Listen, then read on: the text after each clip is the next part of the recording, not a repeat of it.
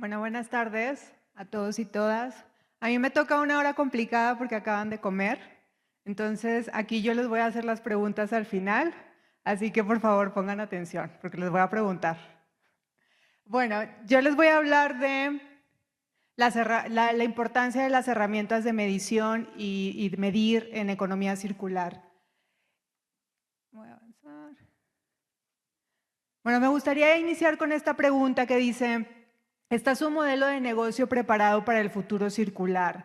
Actualmente vemos en la economía que las empresas están empezando a transformar de modelos lineales hacia modelos circulares por distintas razones, ¿no? Porque el mercado lo está pidiendo, porque la regulación lo está empezando a exigir. Veíamos con nuestros compañeros que tuvieron sus ponencias en la mañana todo este cambio regulatorio que está teniendo el Ecuador en todos estos temas. Entonces también, pues una parte que está impulsando el cambio son las nuevas regulaciones. Y también la parte del consumidor, ¿no? Empieza a haber consumidores que empiezan a exigir, que empiezan a pedir este tipo de productos. Y bueno, para aquellas empresas, sobre todo para los países de Latinoamérica, para pymes que quieren competir en un mercado internacional, que quieren salir del mercado nacional al mercado exterior, esto se vuelve un motor para ellos de competitividad. Entonces, algo que hay que tener muy claro, que aunque la economía circular tiene sus beneficios ambientales, no es una estrategia ambiental, es una estrategia de competitividad y de resiliencia de las empresas.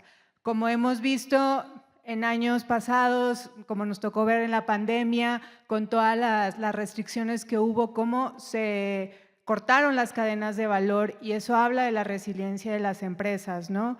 ¿Qué pasa si empieza a haber restricciones sobre ciertos materiales o por los cambios geopolíticos y de contexto que estamos observando ahorita a nivel mundial, que aunque no sucedan en la región, afectan a la región? Entonces, la economía circular trae una oportunidad también para las empresas para ser más resilientes. Vamos a platicar un poco del panorama global de la economía circular.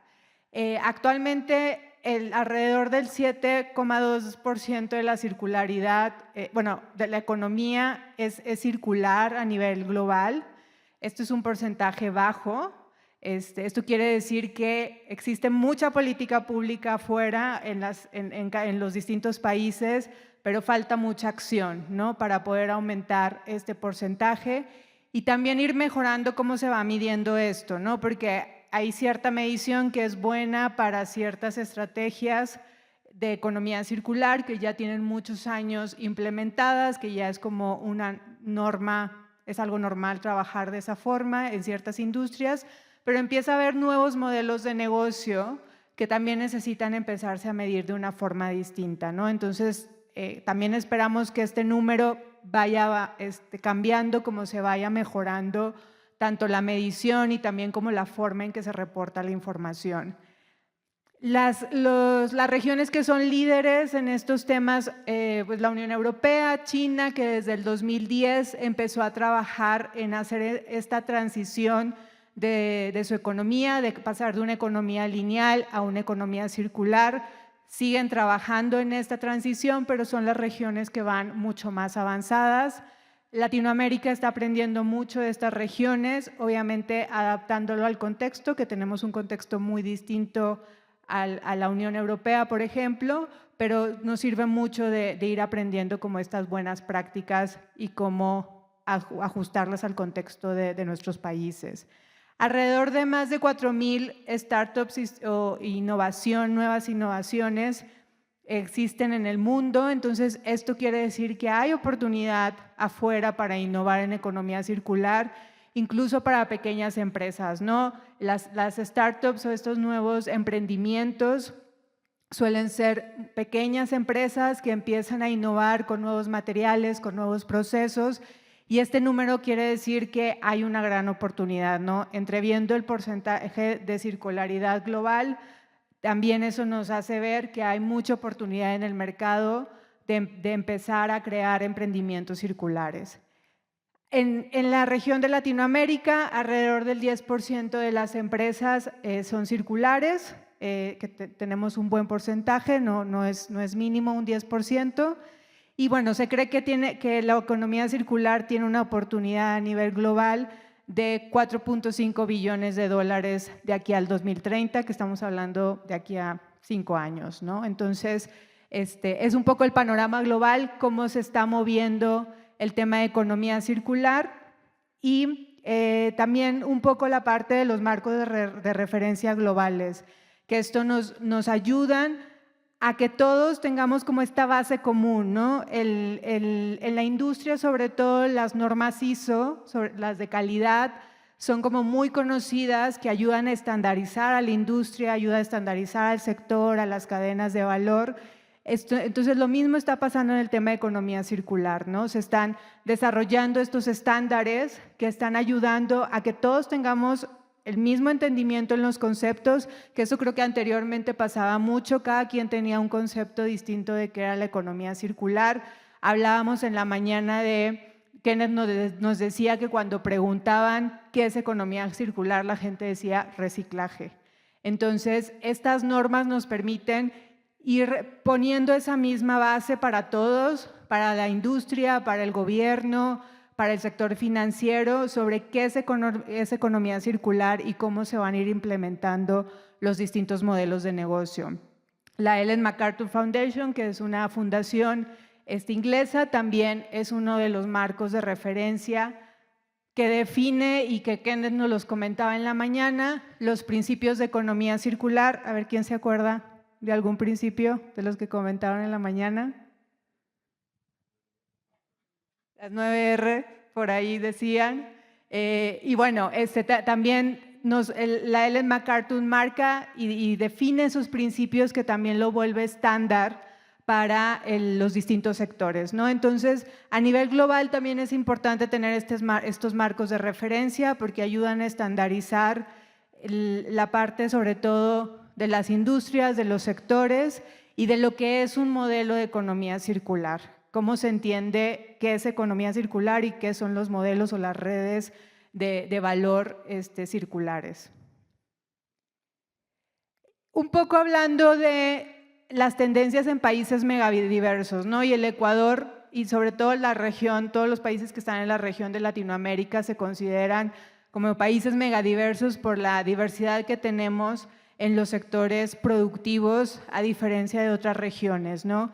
Me voy a centrar en 3 sectores principales y que son importantes para el Ecuador, que es la agroindustria, el turismo y la industria en general. Y empezando con la agroindustria, hay diferentes tendencias en economía circular para este sector. La primera es la reducción de pérdidas de alimentos, cómo podemos implementar prácticas de economía circular para reducir la pérdida de los alimentos, cómo podemos también hacer uso de las tecnologías para ser mucho más eficientes en su transporte, en la planeación, para reducir estas pérdidas, ¿no? El valorizar subproductos agrícolas, y que vamos a ver un ejemplo más tarde en el panel de discusión de herramientas de circularidad, de una pyme de aquí del Ecuador que está valorizando sus subproductos y creando una nueva línea de negocio y abriendo un mercado totalmente distinto, ¿no? Poniendo en el mercado una materia prima que incluso no se produce aquí en el Ecuador. Entonces, también el saber y el empezar a investigar en cómo se pueden valorizar diferentes subproductos que se generan de este sector, da la oportunidad a las empresas de crear nuevos emprendimientos, nuevas líneas de negocio, ¿no? Sobre todo el Ecuador siendo tan rico en la parte agrícola, hay muchos ejemplos en Latinoamérica con el café, con el plátano, que se pueden recuperar lo que se le conoce ahorita como un residuo y se pueden hacer nuevas materias primas para otros sectores. Entonces, el entender muy bien cuáles son los subproductos que generamos y cómo los podremos valorizar entendiendo el modelo de negocio. El tercer punto es la agricultura regenerativa, que es cómo también a través de la economía circular, la recuperación de subproductos, la valorización de los subproductos, se puede mejorar la calidad de los suelos. En eso se enfoca la agricultura regenerativa y la conecta con esta parte de economía circular. Y algo también importante es porque tiene otros beneficios para el tema del agua, para el tema de las emisiones de gases de efecto invernadero. Entonces, no solamente es la parte del uso del suelo, tiene además otros beneficios en otros temas. La bioenergía y los bioplásticos, la parte de bioenergía, cómo se puede aprovechar la biomasa para generar energía. Aunque el Ecuador, pues parte de su matriz energética es la energía hidroeléctrica, que es una energía limpia, también existen otras opciones, sobre todo en zonas como mucho más remotas, de cómo aprovechar la biomasa, los bioinsumos para generar energía eléctrica. Y los bioplásticos, que ya platicábamos en la segunda ponencia de Andrés, todo lo que está trabajando ya el Ecuador en el tema de plásticos, toda la parte de investigación, desarrollo que se está haciendo con la parte de los bioplásticos. Y por último, la optimización de procesos. Aquí es cómo hacemos más eficientes los distintos procesos. Nos platicaba Kenneth en el tema del agua, pues cómo es tan ineficiente su uso, su consumo, que se tiene mucha pérdida y un alto consumo, ¿no? Y es lo mismo para el resto del proceso. ¿Cómo podemos optimizar para hacer mucho más eficientes los procesos, aumentar la competitividad de estas empresas? Porque al final generar ahorros, eso hace mucho más rentable y más competitiva a una empresa. Entonces, el voltear a ver también dónde podemos hacer eficiencias dentro de los procesos de la agroindustria. El siguiente sector es el turismo, que para Latinoamérica es uno de los sectores muy importantes y es un sector económico muy relevante. Tenemos también 5 principales tendencias que se observan, que se conectan con el tema de economía circular. La primera, la energía renovable, que aunque, como comentaba, el Ecuador tiene una matriz energética muy limpia, todavía tiene oportunidades y puede aprovechar opciones de generación distribuida, de autogeneración, que pueden generar ahorros a las empresas del sector del turismo. La segunda es la eficiencia hídrica. Sabemos que el sector turismo, por los servicios que da, tiene un consumo de agua considerable. Entonces, también cómo podemos optimizar ese consumo, ser mucho más eficiente, cómo podemos recuperar o tratar el agua y volverla a reintegrar a nuestro sistema para seguir reutilizándola. En la parte de residuos ceros es cómo podemos, de todos esos residuos que se generan por las actividades del turismo, cómo podemos valorizar esos residuos y reintegrarlos, ya sea a la misma cadena de valor o reducir el uso de ciertos residuos. Nos daban ya ejemplos que se están desarrollando en distintas zonas del Ecuador sobre el tema de la prohibición de los plásticos de un solo uso y bueno, toda la parte de los esfuerzos que se están haciendo sobre todo en el plástico, pero existe también otros residuos que, como decía Kenneth, si repensamos el cómo utilizamos ciertos materiales, pues también podemos llegar a la parte de la eliminación de ciertos residuos. El cuarto punto es la construcción sostenible, y la construcción sostenible, y conectada con el tema de economía circular, lo que te dice es cómo puedes utilizar materiales que son, bueno, materiales locales, materiales de la región, cómo podemos aprovechar esos materiales dentro de la actividad de la construcción, pero también la construcción bioclimática, que eso hace que sea una construcción mucho más eficiente en el uso de energía, ¿no?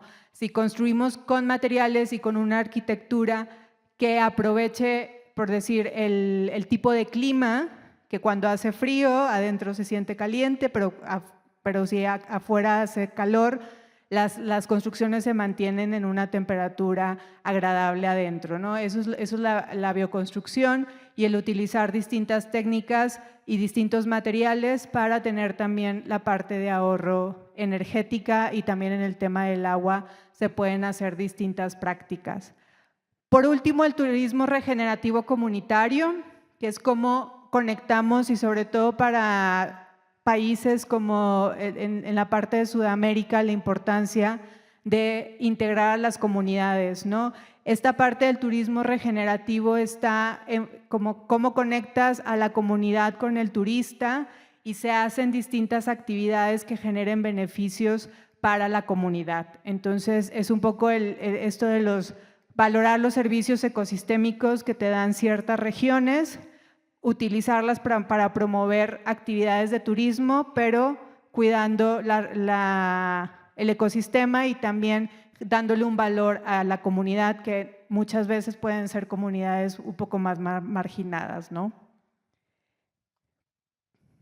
Por último, en la parte de la industria, la primera tendencia que se observa es la parte de materiales circulares. Cómo reducimos el consumo de materiales vírgenes y empezamos a reintroducir puede ser el mismo material, pero que se recupera al final de la vida útil, o podemos empezar a usar o comprar otro tipo de materiales para reducir el consumo de materiales vírgenes, ¿no? En eso se centra la parte de la iniciativa de materiales circulares.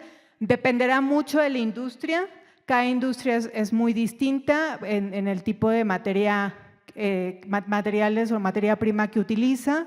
Hay algunas industrias que el utilizar materiales o reciclar materiales al final de la vida útil ya es una práctica muy común, sobre todo en la industria de metales, pero habrá otro tipo de industrias donde se tenga que empezar a hacer un poco más de investigación y de innovación en materiales para empezar a reducir el uso de materiales vírgenes, ¿no? Y también tenemos ejemplos en países de la región donde por el tipo de actividad económica que hay ciertas materias vírgenes que se tienen que importar de otros países. Entonces, el empezar a entender cómo podemos reducir esa dependencia de afuera, recuperando materiales dentro del país, dentro de nuestros sectores económicos, para reducir el consumo de material virgen.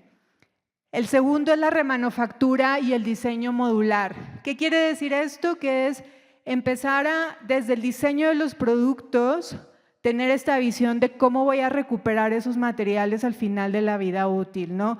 Lo vemos ahora en los celulares, cómo ha ido cambiando el que antes pues no se podría ni reparar y ahora ya se pueden reparar algunas piezas o se pueden cambiar ciertas piezas, ¿no?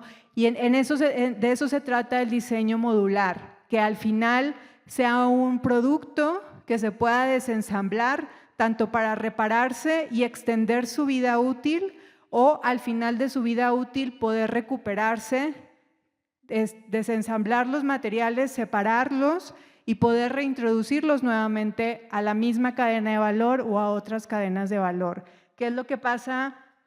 Y nos decían el ejemplo de los plásticos. Hay muchos productos que los plásticos llevan otro tipo de químicos, llevan aditivos, llevan pinturas, dependiendo de cuál vaya a ser su uso, y se utilizan ciertos materiales que, si se hubiera diseñado de otra forma ese producto, se pudiera recuperar y reintegrar fácilmente a la cadena de valor. Pero como se diseña de esa manera, está contaminado y no se puede recuperar porque no se pueden separar los componentes o porque se utilizan químicos que hace que eso ya no se pueda recuperar en las cadenas de valor.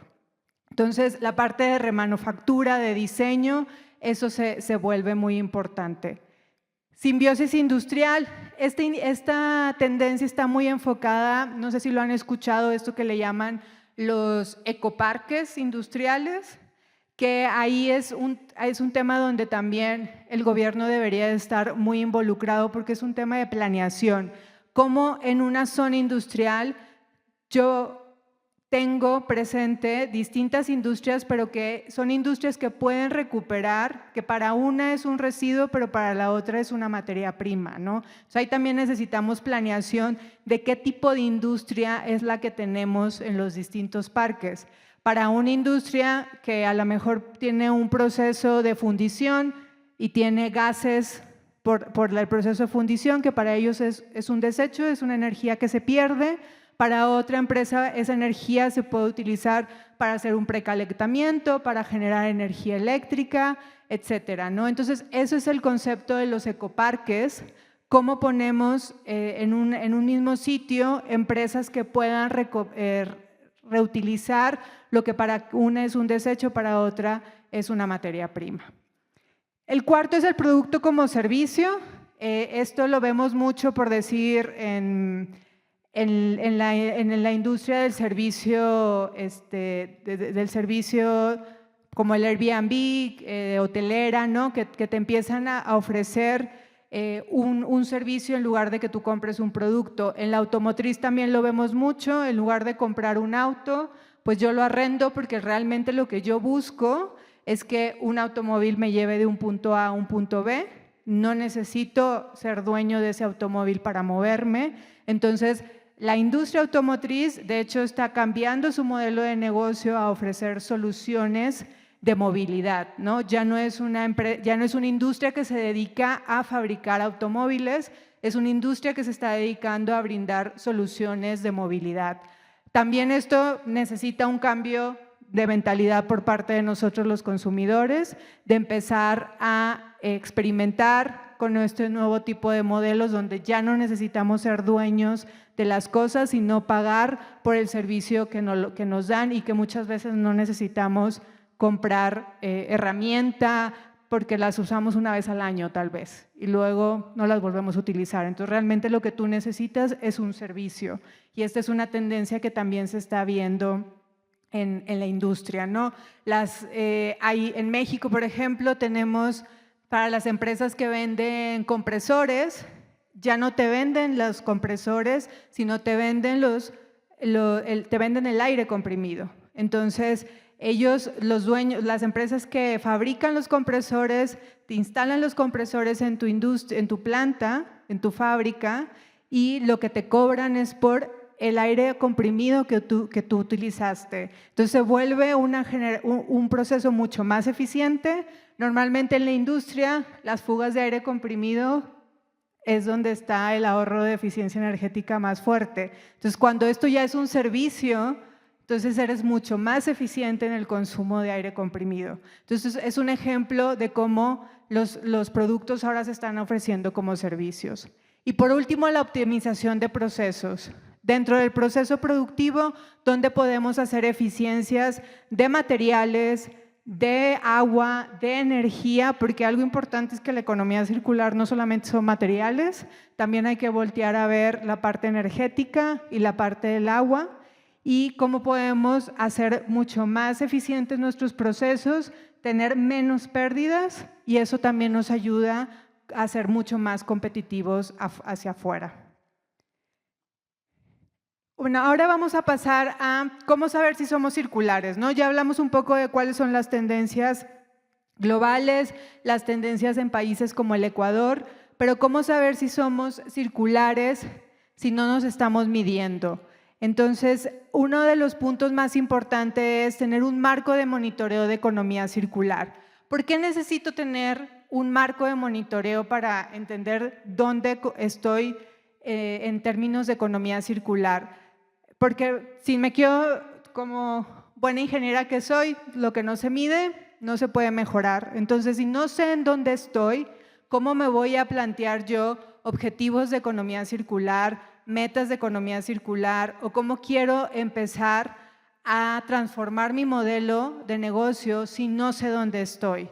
Entonces, un marco de monitoreo lo que te ayuda es a definir ciertas métricas que te van a ayudar a entender en dónde estás en tu modelo de negocio, qué tan circular es, para poder identificar oportunidades de hacer cambios en tu modelo de negocio, riesgos que si te quedas así, cuáles son los riesgos a los que también te enfrentas por disrupciones que hay en el mercado, y también empezar a tomar decisión, ¿no? Para los equipos de toma de decisión de las empresas, así como una métrica financiera es importante, en esta parte de transformar su modelo de negocio, las métricas de economía circular se vuelven muy relevantes.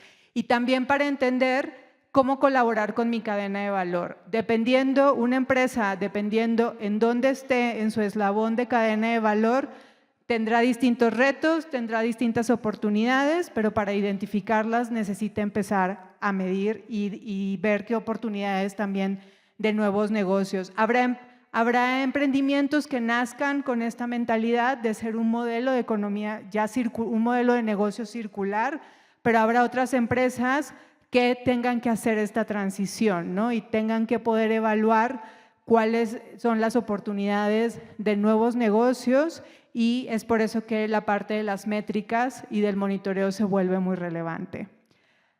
¿Cómo hago esto? Yo lo pongo en 6 grandes pasos. El primero es entender por qué quiero medir. ¿Qué es lo que quiero saber? ¿Quiero medir porque un cliente me lo está pidiendo? ¿Quiero medir porque lo tengo que reportar a gobierno? ¿O quiero medir porque quiero entender cuáles son mis oportunidades? ¿Dónde estoy perdiendo dinero? Porque al desperdiciar recursos, una empresa pierde dinero. Entonces, primero hay que entender muy bien qué es lo que quiero entender para poder definir más adelante cuáles son las métricas más apropiadas a utilizar. El segundo paso es establecer qué voy a medir, ¿no? Y a lo mejor, dependiendo del tamaño de la empresa, esto es distinto, pero yo puedo medir a nivel empresa cuál es la circularidad de todo mi modelo de negocio, puedo medir una línea de producción, quiero entender un tipo de material que es mi materia prima principal, quiero entender qué tan circular es mi materia prima o qué oportunidades tengo de empezar a reemplazar esa materia prima que es la más importante. Entonces, esa parte de cuál es el nivel que quiero medir es importante definirlo. También en la parte se le llama escala espacial y temporal. Si soy una empresa que tiene 5 fábricas, las quiero medir las 5, quiero medir una. ¿En dónde está? ¿Y por cuánto tiempo lo voy a medir? Dependiendo de para qué quiero medir, también es la frecuencia del monitoreo. Entonces, y al final es qué aspectos de la circularidad voy a medir, que ahorita lo vamos a ver en la parte de un caso de estudio, cuáles son las métricas que se pueden medir. Pero quiero entender mi entrada de materiales, quiero entender mi energía, quiero entender el tema del agua. Entonces, dependiendo de lo que yo quiero medir, es también la parte de las métricas que voy a utilizar. El tercer punto es seleccionar indicadores. Entonces, ya teniendo entendido por qué quiero medir y qué es lo que quiero medir, de una serie de indicadores voy a seleccionar cuáles son los más relevantes para mi objetivo. Y aquí no hay que inventarnos nada, los indicadores ya están definidos por los distintos estándares. Aquí lo importante es saber cuáles son los indicadores que son más útiles para mí dependiendo de mi objetivo de la medición. El cuarto paso, que aquí es el talón de Aquiles de todas las empresas, chiquitas, medianas, grandes, transnacionales, es la parte de la recolección de los datos. Entonces, las métricas te ayudan a definir cuáles son los datos que necesitas tú recopilar para poder calcular tus indicadores. Y esta parte es donde más retos hay internamente. ¿Por qué? Porque para una empresa grande se necesitan involucrar muchas áreas de la empresa para recopilar todos los datos. Para una empresa que es una pyme, hay veces que una sola persona es la que va a hacer el trabajo de recopilar toda la información. Y el reto está en que muchas veces las empresas tienen los datos, pero como nunca los han usado, son datos que no se conservan o que hay veces tienen que andar ahí buscándolos por todos lados para poder organizarlos y utilizarlos para calcular los indicadores. Entonces, esta parte de la recolección de los datos suele ser la etapa más retadora para las empresas, independientemente de su tamaño. O sea, a mí me ha tocado trabajar con empresas transnacionales y es todo un reto poder recolectar los datos como los necesitamos para poder hacer los cálculos. El quinto paso es ahora sí ya que tenemos los datos, vamos a calcular los indicadores y vamos a hacer una interpretación de los resultados, que eso es lo que realmente yo quiero. ¿Qué me están diciendo los números? Y aquí también algo que siempre recomendamos es, si realmente no van a hacer una interpretación de datos y no van a utilizar esa información, pues ni lo hagan porque es un desperdicio de recurso y de tiempo de la gente, ¿no? Entonces, ya que hicieron toda la tarea de recopilar información, utilicen esos datos para la toma de decisión, para entender qué riesgos tienen en su cadena de valor, qué oportunidades tienen para empezar a hacer su transición en su modelo, de un modelo lineal a un modelo circular, y también entender en qué momento ese modelo de negocio se vuelve factible técnica y económicamente. ¿Por qué? Porque no necesariamente el día de mañana yo tengo que cambiar mi modelo de negocio, dependiendo del tamaño de la empresa, del sector. Por eso se le llama transición. Habrá un tiempo para poder hacer esa transición y muchas veces se va a depender de condiciones externas de la empresa para hacer estos modelos rentables. Pero si no los entendemos y si no tenemos datos y no hemos identificado nuestras oportunidades y riesgos, aunque esas condiciones estén afuera, tú como empresa vas a perder esa oportunidad. Entonces, y por último es trasladar a la acción. Ya que tenemos los datos, ya los entendimos, ¿qué vamos a hacer con ellos, ¿no? ¿Qué líneas de acción nos vamos a definir como empresa? ¿Qué estrategias vamos a empezar a trabajar? ¿De aquí a qué plazo vamos a empezar a hacer esta transición para poder empezar a hacer el cambio en nuestro modelo de negocio? Este es un caso de estudio de una empresa de un sector agro, donde les ayudamos. Ellos, el objetivo que tenían era primero entender qué tan circular era su operación, pero también entender los conceptos de economía circular ya aplicados en los indicadores, ¿no?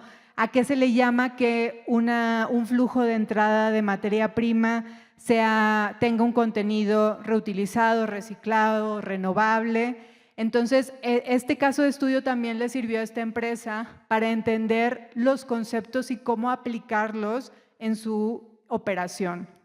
Entonces, aquí lo que hicimos fue medir primero la parte de los flujos de entrada de recursos. Aquí ellos, alrededor del 60% de su materia prima era circular. Ellos tenían materiales que eran reutilizados, materiales que tenían un contenido renovable. Aquí algo que vimos también con ellos es el tema de contenido renovable tiene una definición y necesitas tú comprobar que realmente tu materia prima tenga un contenido renovable. Entonces, cuando la empresa no tiene esa trazabilidad por parte de sus proveedores o esas certificaciones por parte de sus proveedores, no se puede clasificar como circular, aunque sepamos que sí es, pero al no tener la trazabilidad no la podemos clasificar así, entonces se quedaba como un flujo o una materia prima lineal. Entonces, esto también les ayudó a ellos a entender qué cosas le tenían que pedir a sus proveedores para poder ellos tener ese respaldo de que el contenido de sus materias primas realmente eran circulares. Luego también incluimos no solamente la parte de la medición de la cantidad de materia prima, sino también en el costo, ¿no? Del costo total de sus materiales, cuánto ese costo era para materias primas lineales y cuánto es el costo para materias primas circulares, y ellos pudieran empezar a entender también en su estructura de costos la parte de economía circular. Luego medimos los flujos de salida de recursos. Aquí lo que está enfocado es entender hacia dónde van esos recursos. Nosotros no le llamamos residuos, son recursos. Entonces, por eso dice flujos de salida de recursos, que a lo mejor puede ser un concepto que no se utilice porque en la práctica estos son residuos, ¿no? Pero aquí lo que vimos con ellos es del flujo de salida de sus recursos, cuáles se iban a un reuso, a reciclaje o también a una recirculación de ciclo biológico. Como esta era una empresa del sector agro, pues también se tienen ciertos flujos de salida que pueden ir al ciclo biológico, ¿no? para recuperarse. Entonces, ellos aquí, el 43% de sus salidas se iban a un reuso. El resto, bueno, pues eran residuos que todavía no se les encontraba o no se maneja un nuevo uso, ¿no? Luego también medimos la parte de energía. Como les comentaba, la energía también puede ser un desperdicio, dependiendo de cómo la usemos. Aquí en la parte de energía, esto Una empresa, bueno, también entiendo dependiendo en qué región del país esté, pero bueno, por cómo es la matriz energética del Ecuador, pues ellos tenían casi un 98% de su consumo energético, no solamente energía eléctrica, aquí también se incluyen combustibles que se puedan utilizar en la operación.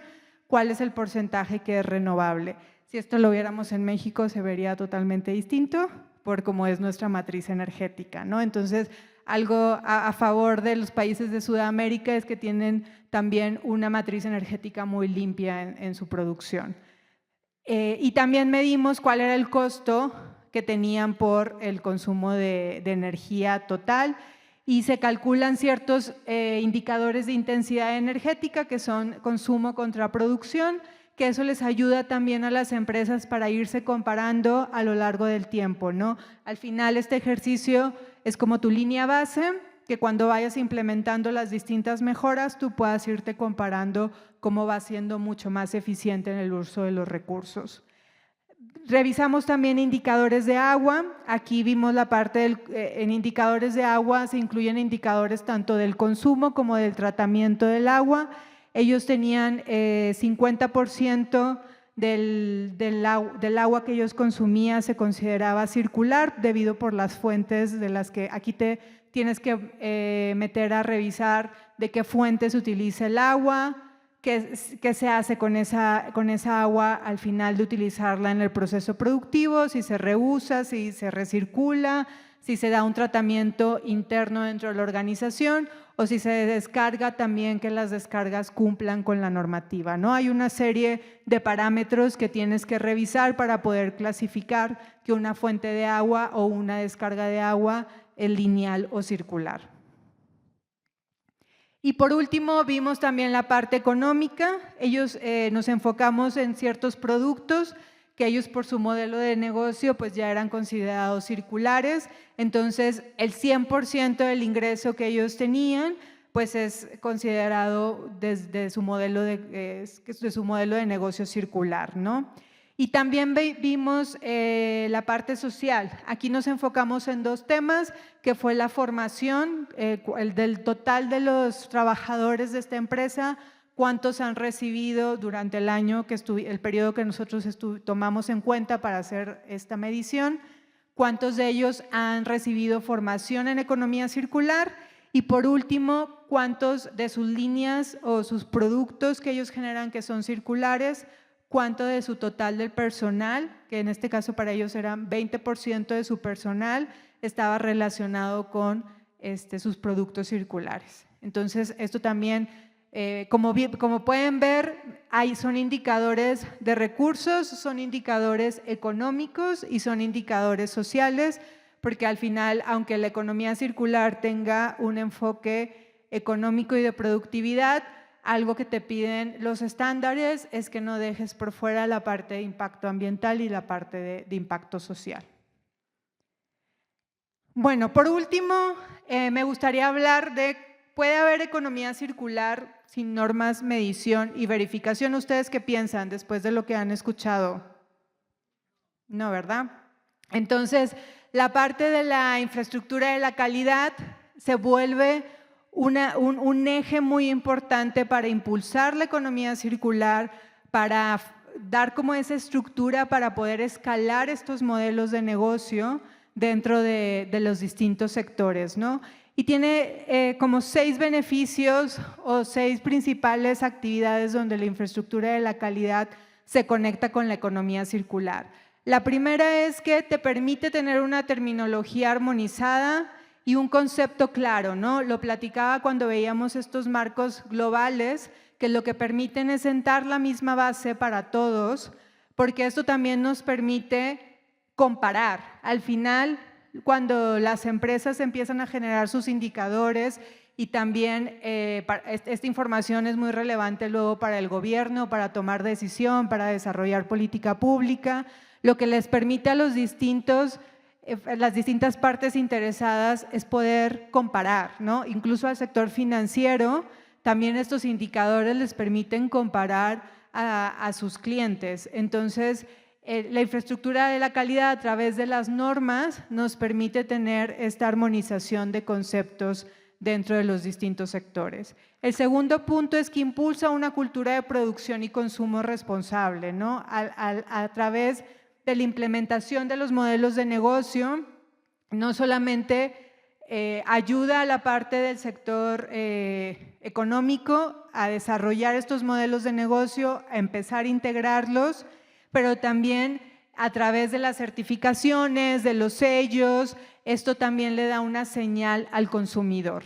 Entonces tiene como esta dualidad en la parte de la producción y consumo responsable. Luego tenemos las políticas públicas, como lo comentaba ahorita, la infraestructura de la calidad genera información que también permite al gobierno poder empezar a desarrollar políticas públicas, ¿no? También para el gobierno es muy importante el tener datos para tomar decisiones y saber en dónde se tiene que enfocar y en dónde hay que generar incentivos, regulaciones para poder impulsar esta transición. Y también la parte de las acreditaciones, toda esta parte que también respalda el gobierno es relevante para poderle darle credibilidad a todos estos modelos de negocio. Y que está conectado con el cuarto punto, que es la parte de confianza, tener esta trazabilidad. Como veíamos ahorita, ¿no? Si realmente no mides, ¿cómo sabes qué tan? O sea, luego vemos muchas empresas que salen a decir que nuestro proceso es circular o que nuestro material, lo hemos visto en empresas del sector de bebidas, que ha habido como mucha demanda por cómo han comunicado que sus botellas son 100% de plástico reciclado o tienen cierto porcentaje de contenido reciclado, etcétera. Entonces también el poder tener esta trazabilidad a través de la infraestructura de calidad permite tener esa credibilidad hacia el mercado. El quinto punto es, pues no, impulsa productos y servicios competitivos. Esto yo creo que lo pueden ver y podemos hacer la comparación con las normas ISO de calidad. Cuando salió todo el ISO 9000 y todos estos ISOs de calidad para poder estandarizar sobre todo la industria automotriz, que fue la que más impulsó estos temas, y luego ya se empezaron a implementar en otro tipo de industrias. Es lo mismo aquí, ¿no? O sea, el que tú tengas una certificación de ISO 9000, ISO TS en la industria automotriz, te da una competencia afuera. Entonces, lo mismo hace para la economía circular, que tú implementes estos estándares, eso te hace ser competitivo en el mercado. Y por último, también genera una base científica, tecnológica e innovación, porque también impulsa esta parte de la investigación, la innovación dentro de la industria, la investigación de nuevos materiales, con toda la parte de metrología, todo lo que se trabaja con los distintos laboratorios, es una parte muy importante de la infraestructura de la calidad. Y bueno, tenemos esta serie de las normas ISO, que es la serie 59000, que se publicó ya, si mal no recuerdo, fue a principios de este año, ya cuando salieron las normas, las normas ya finales, y tenemos una serie de 5 normas, donde cada una, bueno, aborda distintos temas, desde la parte de los términos, los principios de economía circular, la 59010, que es una guía para transitar hacia un modelo de economía circular o estas redes de valor que comentaba Kenneth por la mañana, la 59014, que está enfocada en la trazabilidad de los materiales secundarios. Esto ahorita es muy relevante, sobre todo por decir para el sector plástico, que habla mucho de contenido reciclado, cómo damos esa trazabilidad a los materiales. Para el sector de los metales, que también se recupera mucho, como es el acero, el aluminio, otro tipo de metales,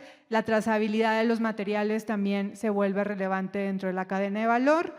La 59020, que es la que habla de la medición y la evaluación, los indicadores. Como les comentaba al inicio, no hay necesidad de inventar indicadores, los indicadores son claros, La norma es un ejemplo de cuáles son los indicadores que se deben de utilizar dependiendo de qué es lo que quieren medir, ¿no? Y también te indica qué tipo de información es la que necesitas para poder calcular esos indicadores. Y por último, la 59040, que habla sobre una hoja de datos de circularidad de producto, que esto también se vuelve muy relevante al momento de competir. Es algo parecido a lo que es el análisis de ciclo de vida o las declaraciones ambientales de producto, que te permite comparar productos, el mismo tipo de productos de distintas empresas. Bueno, esta norma también va a impulsar esta parte de entender la circularidad de un producto, no del proceso, sino enfocado en un producto. Y estas normas se conectan con otro tipo de normas que ya son mucho más usadas en los sectores, como es la ISO 14001, que son los sistemas de gestión ambiental, la ISO 14006, que está enfocada en el ecodiseño. Lo comentaba Kenneth en la mañana, la importancia desde el diseño, y ahorita yo también lo comentaba, desde el diseño de los productos, cómo empiezas a integrar los principios de economía circular. Y bueno, hay distintas articulaciones dentro de las normas ISO con esta nueva serie 59000 enfocada en economía circular. Y listo, bueno, ya para cerrar, como conclusiones, a mí me gustaría que ustedes se quedaran con que la economía circular es una estrategia de competitividad. Entonces, esto hace más resilientes a las industrias, a los negocios, a las pymes, a los emprendimientos. Entonces, véanlo como no lo vean, muchas veces este tema, como lo conectan con reciclaje, lo mandan a la parte ambiental, cuando realmente es de negocio, ¿no? De cómo nos mantenemos competitivos en el mercado. Si queremos salir a nuevos mercados, esta es una oportunidad también para las empresas. Ecuador tiene un alto potencial debido a la biodiversidad que tiene y también a los sectores que son clave para ustedes. Vimos tres sectores, ¿no? Que es el agro, el turismo y la industria, y cuáles son esas tendencias y esas oportunidades que hay para implementar o transitar hacia modelos de economía circular. Algo muy importante es fortalecer las capacidades y las alianzas.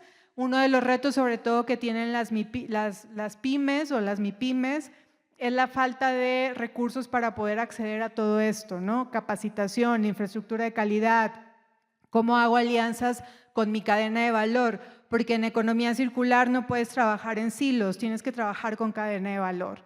Entonces, esta parte también se vuelve muy relevante.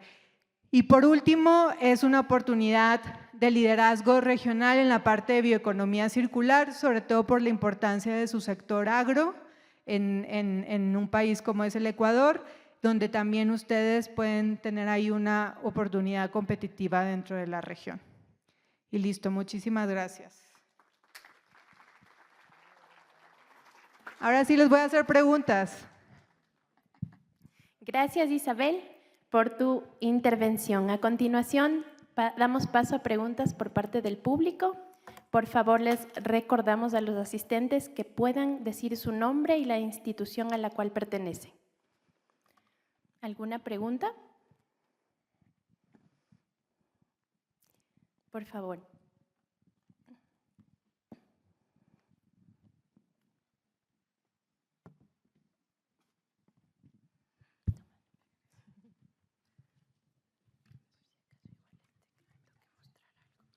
Hola, hola Isabel, ¿cómo estás?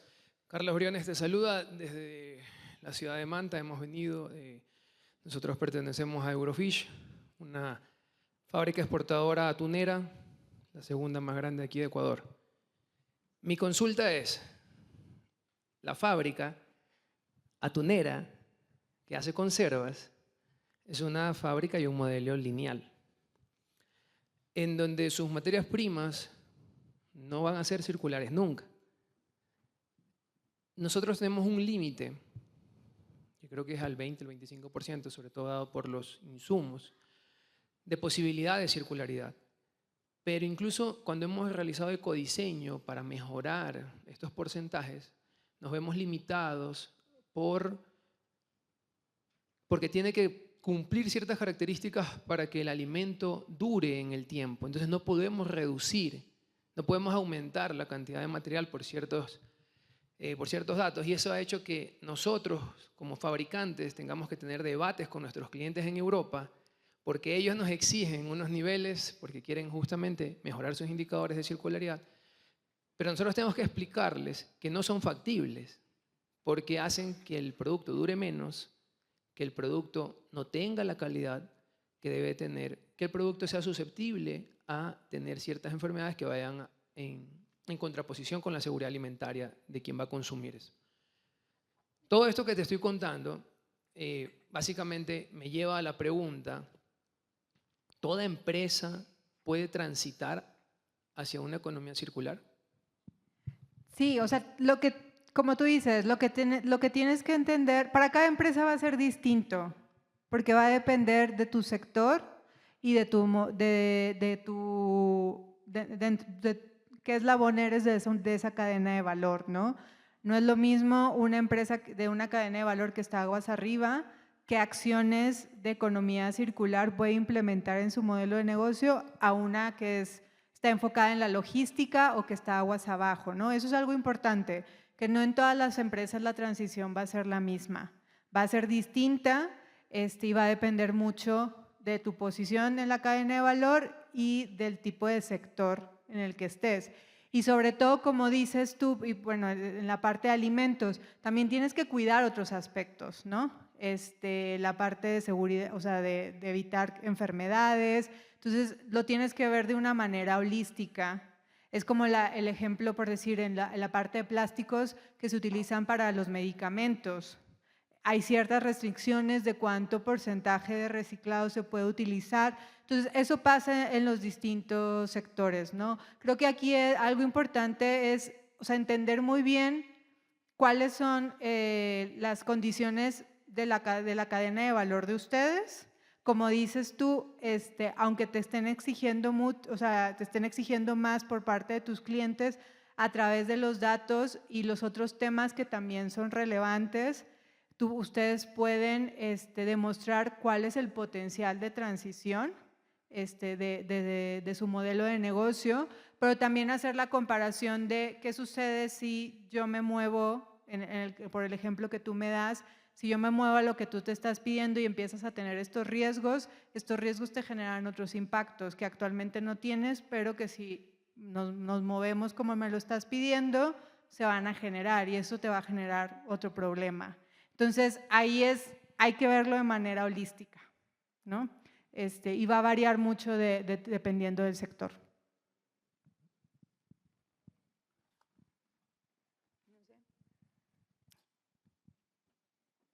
Tenemos 2 preguntas más, que serían las finales, por favor. Gracias. Hola Isabel, muchas gracias por la ponencia. Mi nombre es Gabriela Sucachañay de Revive, una consultora independiente. Nada, yo tal vez un comentario y también una consulta. Si bien mencionábamos sobre los indicadores y que hay muchos indicadores estandarizados, creo que uno de los mayores retos cuando hablamos de la evaluación en economía circular es justamente que muchos de los indicadores se quedan en medidas un poco más simplificadas y quizás que básicas, que no necesariamente son aplicables para todas las empresas, cuando tienes un servicio, cuando migras. Uno de los retos que se intenta afrontar cuando la economía circular de alguna forma es vista como una de las estrategias de la sostenibilidad es que también los monitoreos puedan avanzar a medidas más puntuales que hablen efectivamente del impacto que están causando.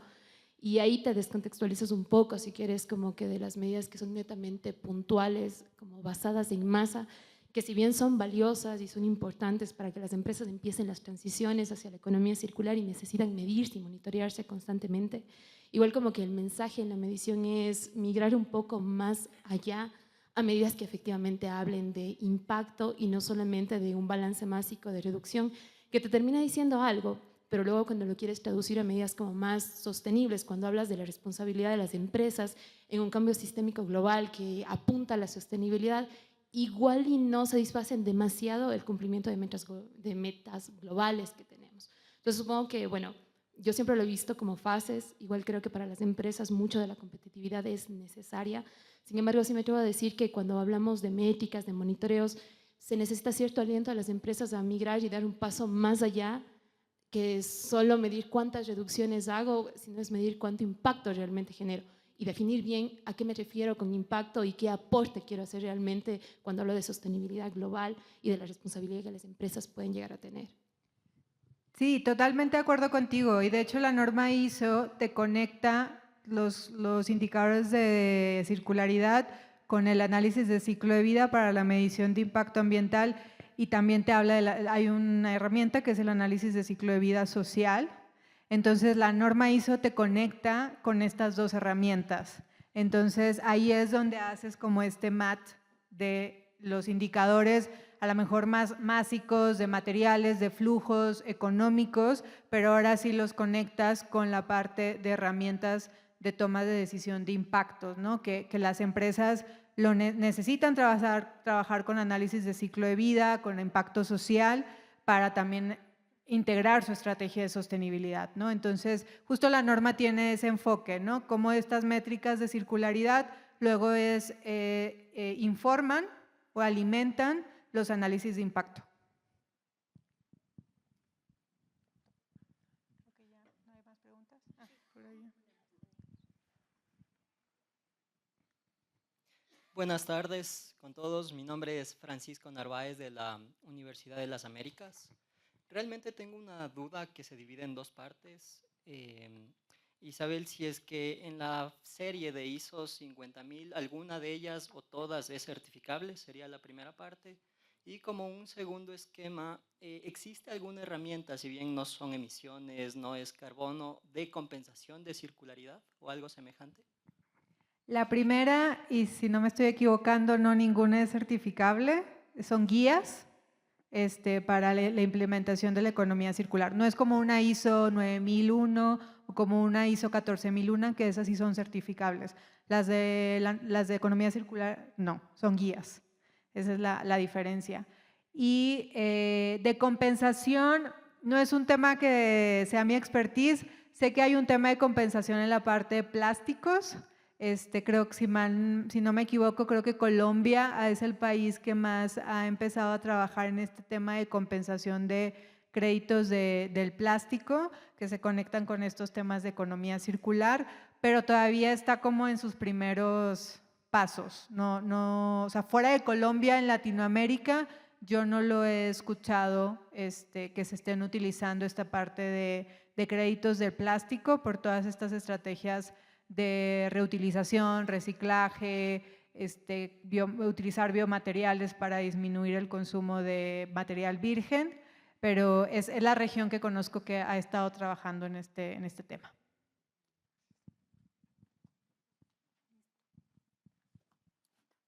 Muchas gracias, Isabel. Un aplauso, por favor.